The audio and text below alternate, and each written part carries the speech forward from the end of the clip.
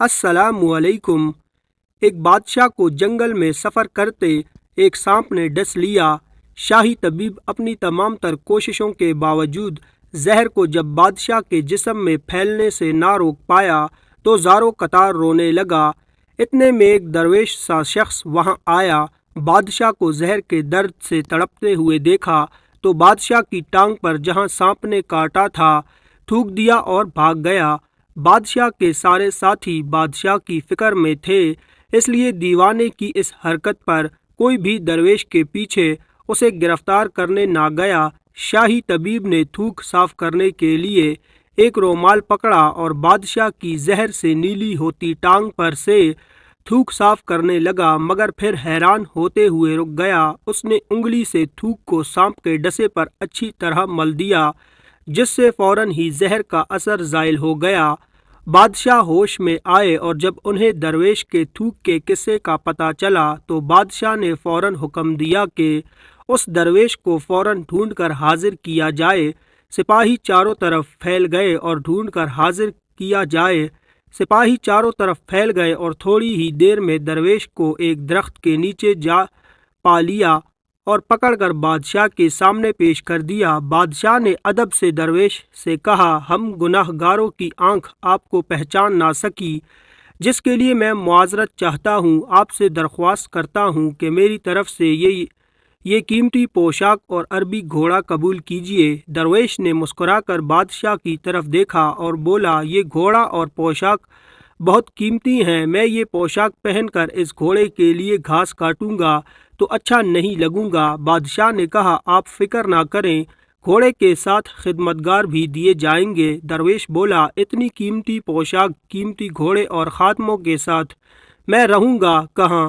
اس دفعہ بادشاہ مسکرایا اور بولا، آپ کے لیے ایک عالی شان رہائش گاہ بھی تعمیر کر دی جائے گی۔ درویش نے پوچھا، اتنے مال اور دولت اور خادموں کے ساتھ اس رہائش گاہ میں میں تنہا رہوں گا؟ بادشاہ بولا، حضور، میری بیٹی شہزادی گلنار کی شادی آپ سے کر دی جائے گی۔ درویش بولا، اگر آپ نے میری شادی کی تو پھر میرے بچے بھی ہوں گے؟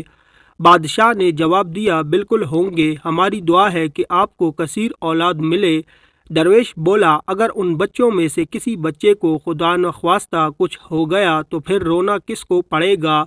بادشاہ نے جواب دیا، حضور، اگر خدا نخواستہ ایسا ہوا تو رونا تو پھر آپ ہی کو پڑے گا۔ درویش مسکرا کر بولا، اگر یہ سارا کچھ لے کر مجھے رونا ہی پڑے گا تو بادشاہ سلامت، آپ اپنا گھوڑا اور قیمتی لباس واپس لے لیں، میں اپنی درویشی میں خوش ہوں۔ دل اسی سے لگاؤ جس نے دل بنایا ہے، دنیا سے لگاؤ گے تو آنسو ہی ملیں گے۔ حضرت ابو ہریرہ رضی اللہ تعالی عنہ فرماتے ہیں، ایک بابا جی نبی پاک صلی اللہ علیہ وآلہ وسلم کی بارگاہ میں آئے اور جب وہ واپس جانے لگے تو میں نے عمر پوچھی تو 96 سال عمر تھی۔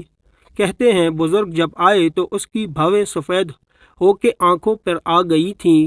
بڑی چھڑی بابا جی نے پکڑی ہوئی تھی اور دونوں ہاتھ پکڑ کے چھڑی کے اوپر جھکے ہوئے تھے۔ جب بزرگ مسجد میں داخل ہوئے تو میرے رسول نے کھڑے ہو کے استقبال فرمایا اور نبی کریم صلی اللہ علیہ وآلہ وسلم نے آگے بڑھ کے بابا جی کو بازو سے پکڑا اور بٹھایا۔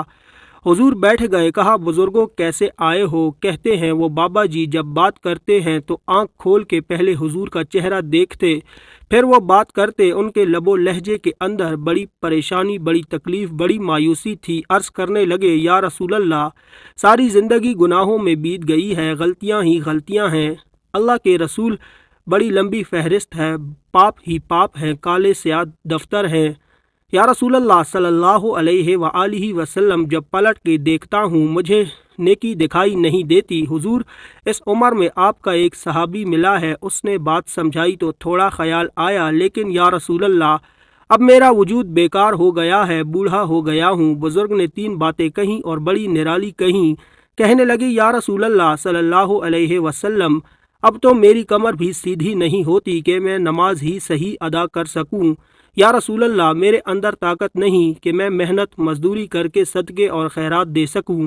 یا رسول اللہ، اب میں تلوار لے کے جہاد بھی نہیں۔ حضور، میں لمبی نمازیں پڑھ سکتا ہوں، نہ میں صدقات و خیرات دے سکتا ہوں، نہ میں دین کے لیے کوئی جہاد کر سکتا ہوں۔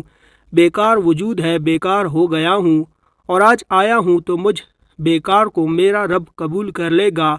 حضرت ابو ہریرہ فرماتے ہیں جیسے برسات میں بارش کی چھڑی لگتی ہے، یوں مصطفیٰ صلی اللہ علیہ وسلم کی آنکھوں سے چھڑی لگ گئی، حضور کھل کے روئے۔ حبیب پاک صلی اللہ علیہ وآلہ وسلم نے فرمایا بزرگوں بڑے مجاہد ہیں، دین کے لیے جہاد کرنے والے بڑے ہیں، رب کریم کو آپ کی تلوار کی اتنی حاجت نہیں، اور فرمایا اس کے خزانے کوئی خالی تو نہیں کہ آپ بھی گویا صدقہ دیں گے تو بھرے جائیں گے، اور فرمایا عبادتیں رب کریم کی شان میں اضافہ نہیں کرتی، وہ تو بندے کو نفع دیتی ہیں۔ بزرگوں نہ آپ جہاد کریں، نہ صدقات دیں، نہ لمبی نمازیں پڑھیں، آپ صدقے دل سے آ جائیں، اللہ کے رسول کا وعدہ ہے رب آپ کو بغیر حساب کتاب کے جنت عطا فرمائے۔